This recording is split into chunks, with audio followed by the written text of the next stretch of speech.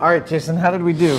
Well, it's not 100%, Adam. It was kicking mighty fast yeah, when you it poured kicked it, really and quick. my fingers fell off. Yeah, the fingers fell off. But, you know, all in all, it's not too bad, but it's not good enough for what we want to do. So we'll do another one. We'll wait for the temperature to go down a little bit, and we'll run another one. The texture's amazing. The detail. It's picked up a lot. Yeah, it's quite cool. And look at that. It's the bottom of my elbow. I've never seen that before. This is like worth memorializing.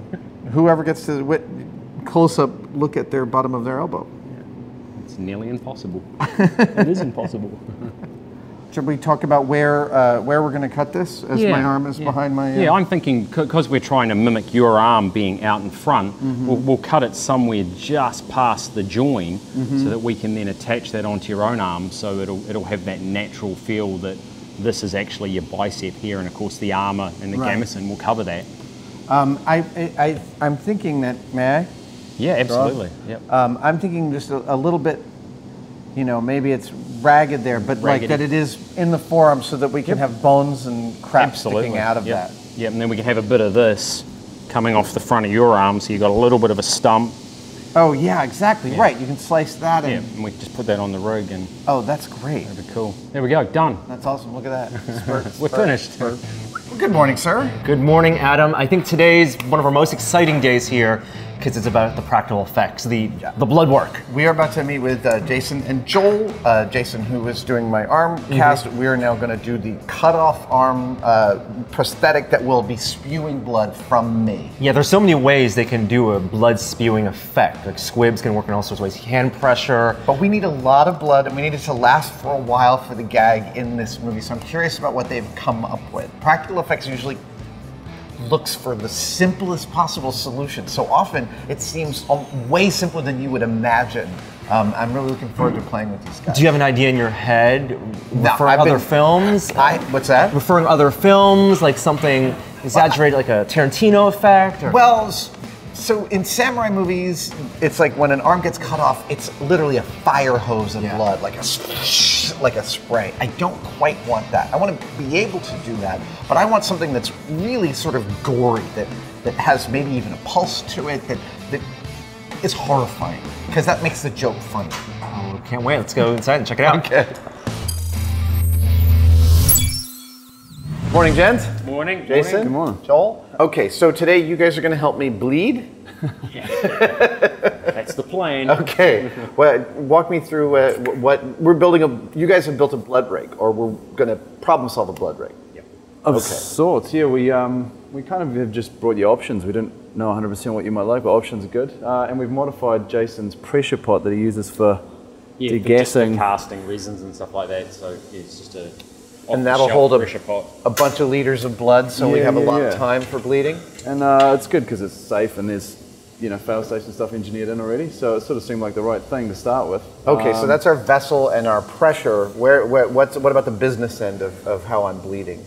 That's right. Here we've got, this is just a quick mock-up. Oh, this is a piece of the casting. This is a piece of the casting we did yesterday. So this will be your arm stump, and at the moment we've just sort of quickly rigged a bit of a blood rig there. Oh, so this goes... This just slides up onto your arm. All right, let's try. Go down there, and then it'll be... Oh! So fairly easy to resettle the stuff, which is sort of why we opted for something like this. It's nice and easy to use. I'm assuming you're going into the bin. I think so, for now, yeah. Dude, these wing nuts are something else. Yeah, they're pretty beasty. So it's all regulated. So we can sort of up and down the pressure depending on what you're after on the day. So more options. That's part of the gag. We want the pressure. Yeah. And I mean, that's the other thing. We actually gave you a stop valve there. So we were thinking maybe we'd rig that to your back somewhere. Sure. So that you could actually, if you wanted to, with that hand. Oh, that's great. You know, you might be able to control that lever if you wanted to. Otherwise, we can have that off screen. Yeah, so pretty straightforward. Just gas this up. And what pressure are you running it at? At the moment, 50 psi. So this has a safety of 60, so we're pretty high, but yeah. So if we grab that from you as well for the, so we can kind of we can adjust the air so a little, or... Oh, nice. And we're thinking, nice and simple for you, we can almost... Yeah, you can even just squeeze the tube and just pulse it. Yeah, you go for it. Oh, wow, that's great. I love, so this is, I'm literally pulsing that just as you suggested, just by. Just that. Simple as better. That's great. And we can even up and down on this too, so if you did want to control this, you can go a little bit less just with this valve. Okay, what is the outrageous amount? Well, the outrageous amount, I suppose. There's a lot more pressure. There's a lot more pressure, yeah. When that thing starts hissing, I guess. Now, this is probably the controllable rig. That's probably it there for that one, but we can change the spray nozzle. We've got some sort of other little examples of things we've kind of mocked up, just for some... Here's, okay, let's pause it. And we're out. Here's a question I have, which is, you know when you run fluid through like a super thin surgical tubing, the tubing itself can kind of whip around? Yeah. Would it be possible, not of all 4 of these, because I like the volume that comes out of 4, but it's possible to make one of them have like that? Sure, man. I've actually got, for that exact fitting, sort of floppy-ish. Oh, nice. Right, Massimo, we could even Yeah, just so I chuck some mean, in. it should be really hideous and disgusting, right? Like a little bit of flesh that we see that's moving out of the way, or like the vein has been Just go for it. torn. We'll have the... It's amazing how simple it is. Yeah, And yeah. this is the kind of simple mechanical engineering you do for any given blood rig. As simple as possible. Well, it is now. Yeah. It's technically my first one, I suppose. This is really nice stuff. This semi-flexible. So yeah, that is a silicon surgical tubing, so it's great. kind of nice stuff, eh? Yeah. And it's good because just for being able to pulsate it like that is nice.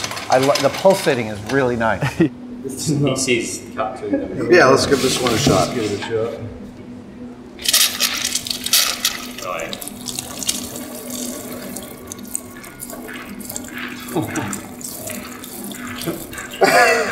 That's a really good, that's a samurai movie level. I like the idea that, Sort of veins. yeah. All right. Wow, that's a lot of pressure. Oh, there it goes.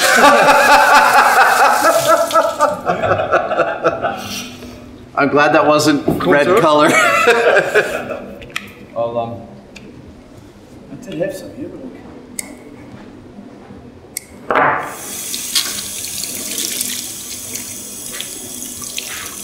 So that's nice, right? That's funny. that's funny. That's genuinely, okay, here, hold on. Will you hold that clamp? I'm gonna put that on my arm. Just try that.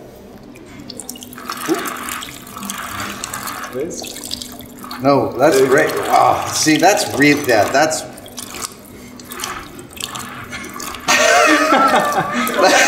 I like how that one moves around a lot. Yeah, it's awesome. But like I'm wheezing blood from the wound in my arm. This is awesome. Yeah, that's pretty funny. Well, so look, we can certainly add a different nozzle on here and add, like, you know, just keep on adding more. You just have a single spray. Yeah, we if we do want to go ridiculous, we do have this guy as well. Yeah, and this will shoot. This will shoot blood. The thing is if we have the option to do that, I'm fine to have that option on set. I just think that the humor of it moving around and spraying, I always think that the single volume coming out in the samurai films is almost too much. Yeah. You know, where they just, it's literally, it's just that. That's sprinkler spray. That's fabulous. And then how much? It doesn't look like we need to do much dressing because the gamison. Should cover it, yeah. We'll obviously dress this up and make that look a lot more realistic, but the gamison should hopefully cover the rest of it. Right. And that's just making sure you're comfortable with your arm behind you and. Yeah, totally. Maybe we can put a little button trigger on this line somewhere for you to just push. Yeah, you know, I was thinking like just a couple pieces of wood with a hinge between them and a dowel. It's just like a peg clamp. So I just had a little bit of mechanical advantage to it. Yeah, absolutely. Will the behavior change when we're using blood instead of water? Yeah, I think it will change a little bit because the blood's going to be a little bit thicker. Right. In saying that, we can thin the blood down too. So. Okay. Be more realistic, I'd say. Yeah, we should err on it being thinner. I think so. Yeah. But it should still look really like it should look dark, not too bright. Not too bright. It should be a dark blood. I love this conversation. All right, I love this, but just to cover our asses, what is the torrential amount of blood option? We dug one of these out from the back of the workshop. It's a water fire extinguisher. Okay, we use these on the show all the time. So you just fill that with blood? Pretty much. Fill it with blood, pressurize it, and we're going to shoot it up here. We're going to shoot. What's that? Where can we point it? Shoot it, Steve. Yeah, let's point it right here. No, he's holding the camera. So this we can. Yeah. So this will. Yeah. When you want here, go ahead. 30 feet. Yeah, that's totally. That's a samurai movie right there. One more time. One more time. Okay. Yeah. Oh, yeah. There we go. Good. I'm glad we have that option. Let's just put that in our back pocket. We'll put the pin back in that one. Can we try some red stuff coming out of here? Let's do that. Awesome. Yeah, the blood recipe we've got, it's an old favorite. It's corn syrup and food coloring. Yeah. And then you can just thin it with water if you need to thin it some more. You can adjust the color if you want it darker, lighter, redder, more yellow. That looks like a fantastic blood color. Yeah, this is a pretty standard color for us. That's great. It gives me that sense memory. I've seen this view so many times. Not again. And this is an edible, safe-ish. Yeah. This is different than I thought. We'll fin it down. All right.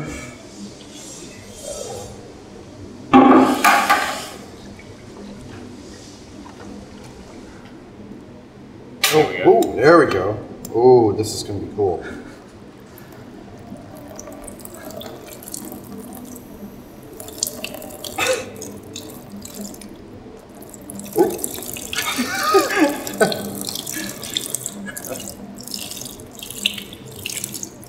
More? Yeah, give me a little more pressure. Let's see. Yeah. Okay, I feel like we could even thin it up a little more. Yeah. It still looks great. It still has a terrific color. But I think that it'll spray more. Yeah, well. I'm sorry, getting it all over your table. That stuff's really looking man.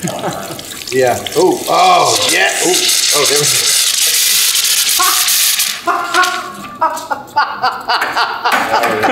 All right. Bound to happen. Yeah, that worked out well. Stuff happens.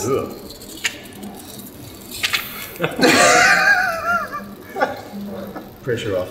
Yeah. All right. Good work, everybody. One blood red. Jason, look at that. Oh, that is uncanny. Wow. You've even got the dirt under the fingernails. Yeah, we had to get that in there. That's amazing. So tell me how we're doing on the prosthetic rig.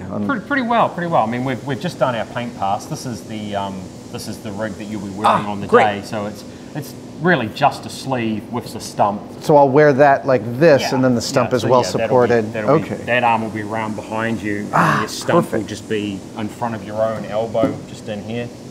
And then, of course, the fake arm just sort of sits. Yeah, so this, which will be on me, but behind me. Yeah, you have your arm in it, and then what we're planning on doing, I did this one with a little silicone bung, but we've sort of tweaked one of the rivet holes. We're just going to try and pass that into there. That's great. And we'll just line up this hole there. That's great. And then obviously that'll be on Shane, and then there'll be almost nothing holding it on. That's great. We're gonna get this taken. Yeah. And then he just sweeps his arm up and knocks my arm off. Excellent. That's perfect. I can't believe how quickly you guys turn this around. It'll be dressed with blood. We're going to go and we're going to gore this up. Obviously, we're going to go in and obscure our blood rig. Yeah. Put our little tendony things on, all sorts of stuff, and we'll pre-do this up with like a silicone blood, so it's dry for wet. It'll look wet, and then of course that'll be augmented by all the blood that's getting pumped through. So, that's great. So we'll just dress it with that. Shaking hands with myself. Okay. All right. Well, yeah. All right. Here we are. We are almost end of day, our third day.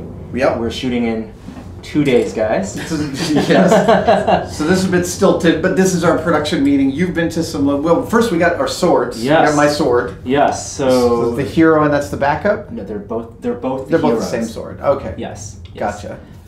They're made as stunt swords, so because this is what you'll be initially engaging with the creature. Right.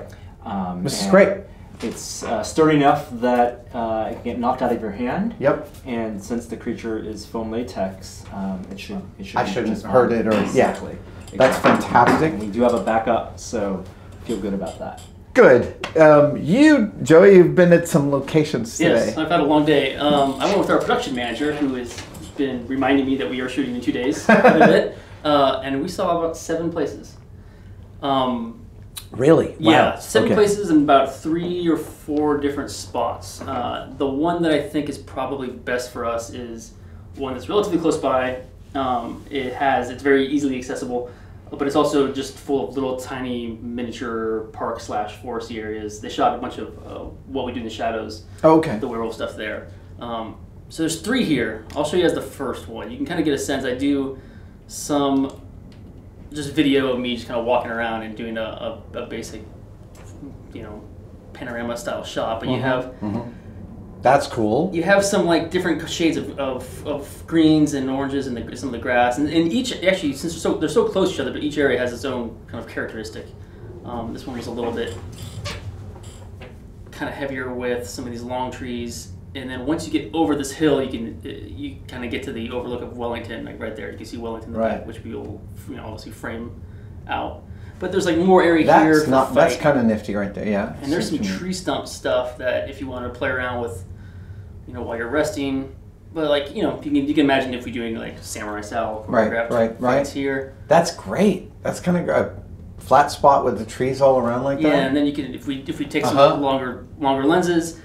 We don't have as much depth. You'll see some in the second location. There's a little bit more things going on with the backgrounds and the foregrounds that you can. I mean, it's up to you to a certain extent because it's almost like we want to get like 3 or 4 shots that feel deeply cinematic, where there's some depth at the location. And then when we're into the action, people aren't noticing, oh, this shot feels a little shallow, or we just saw that piece. None of that really matters. It's more like those opening few establishing shots of the monster and the soldier, of me waking up, should feel, like I said, like we're in a specific world. Yeah. And so now you get to this second location where you have a little more, it's almost more like there's a little more rainforest style trees. I think this is actually first still, but so like, trees. I mean, it's kind of a clean cut, but like you can imagine if you want to do like the rest of the year. Right. There's all like butterflies and stuff flying around, which is kind of neat. Might add a little bit. So you can see where it is actually a public park, so people do kind of walk through areas. We have to be mindful of that. That's one downside of this. But and then you have this second area is kind of my favorite, which is you're facing this way. You got one over there. You have some trees and the path kind of going up. You can get a little bit deeper into the trees and have some more area to play around with. But then if we turn around, you have this actually big, I don't know what we'd use it for, but if we wanted to try, again, like those samurai movie fights, if we want to do some shots further away using sliders, we are going to have a slider or some kind of dolly, so we'll have that kind of camera movement to play with and consider. And you have nice bush in the foreground. Yeah. And, trees around. And there's like a big house up here, but we can easily frame that out. And this place is actually, it's early enough in the trail that there isn't a lot of foot. Like I didn't notice a lot of foot traffic here. There was more in that first location because it was. You didn't notice a lot of what? Foot traffic. Oh, okay. Yeah, that's important. I like this ground better than that manicured lawn of the previous place. This one here. Yeah. Yeah, it's like a little less taken care of, which might be working on benefit. And then there's like some big chunks of like grassy areas like this that are just blowing, especially. With but that's ideal because it doesn't feel like it's a place inhabited by people. Right there. This hold right there, that's absolutely magnificent. So like this had some really good. Just looking at it, like wow, this is great. But this was about it. Still, I could see me lying up against that tree in one shot, framing slightly differently. The way it's encased and it's like a real clearing among these trees feels kind of amazing. Yeah. So Joey, from your perspective, And you're thinking about it from the versatility of location, how many different angles, how many different potential setups. Like it's clear, Adam, looks like you like this is my favorite by a factor of 2 over the other 2 locations. This one? Got it. Yeah. Does that overwhelm the restrictions of how many different setups and angles that option number 2 seemed to offer? No, I mean I think they're all super workable. They're all they all look great in their own ways. I think there's enough room in all of these to allow us to have some kind of improv and organic kind of filmmaking that we will want to do here. And I think, like I said, the choreographed fight, we have enough room to play around if we want to do it in the trees and in the more dirt, or if we want to just have it move over to the grass. I think those 2 locations itself is fine for the fight. I love this. This is where I'd like to do it if possible. Right. Let's do it there. Location 3. All right, that is one more thing checked off. Shooting in 2 days. All right, Jason, I see a lot of parts of the monster. How are they doing in terms of coming together? Good, good. We're probably around 60 to 70% through our pre-paint. We've sort of got the facial appliance here. Mm-hmm. We usually take the facial appliance up to around 70%, so when we get it glued on to the actor, we finish the paint job, so we don't take it all the way. It's better to finish it once it's all together. This is the head cowl element, which I'm just sort of working through painting the horns at the moment. Right. And this will largely get finished to the same level as the suit. But you won't do that finishing until it's all been glued together. Yeah, a lot of it all matches. Yeah, so it's all one piece. And these are his horns, which they're only based out at this stage. Right. And they fit into this part of the makeup. And the final little bit is just a little throat blender, and that just blends in through here. There's a certain amount of adjustment when you put the makeup onto the actor, so this will be, sometimes it'll be closer, sometimes it'll be further apart. And does this get glued to him all around? Yeah, here? we completely glue it down. Wow. And Shane, our performer, is bald, so it's awesome. We can just glue it down completely. It ain't coming off. 77. Just about. Now this brings up a question. What have you have any conclusions about the throat slash? Yeah, what I'm thinking is that because this piece is so thin, so that the front of the creature's neck, there's not a lot of meat there. Right. So I'm sort of thinking maybe if we can go in the side somewhere, we've got a lot more density of product there, so we can sort of split it open, make it look a lot more gruesome. Plus we can feed a blood rig in there, and that's great. I think that's terrific. As we have it. I slice them with a knife, backhanded, right? Yeah, that would work just fine. Right through here. Right there. Yeah, that'd be cool. Totally. Yeah. And then if we want to sort of accentuate it on the day, we can. We have a variety of different sort of wounds that we may or may not add on depending on what we're doing. I've got a bunch more. You have a file box full of wounds. Literally a file box full of wounds. Fantastic.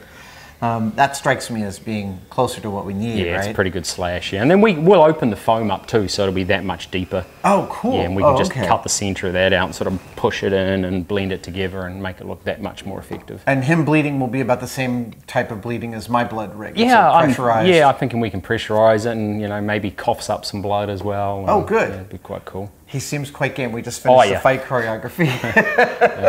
He's a good man like that. He's up for pretty much anything. So. All right, I will stop wasting your time here and allow you to continue. Cool. See you in a bit. Thanks, Adam. Cheers.